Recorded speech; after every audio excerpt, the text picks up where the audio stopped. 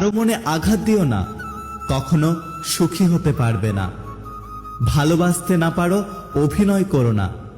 মনে রেখো, কারো চোখের জল তোমার জীবনে অভিশাপ হয়ে ঝরতে পারে। মায়া জিনিসটা খুব খারাপ, তবে চেহারার মায়ার থেকে কথার মায়া আরো বেশি খারাপ।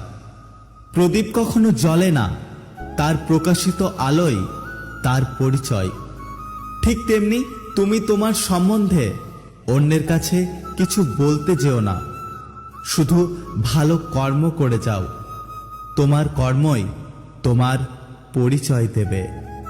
লাইফ পার্টনার খুঁজছি না, এমন একটা বন্ধু খুঁজছি যাকে দিনের শেষে মনের সব কথা বলতে পারবো, যে আমার রাগ, অভিমান, অভিযোগ, আনন্দ সবকিছুর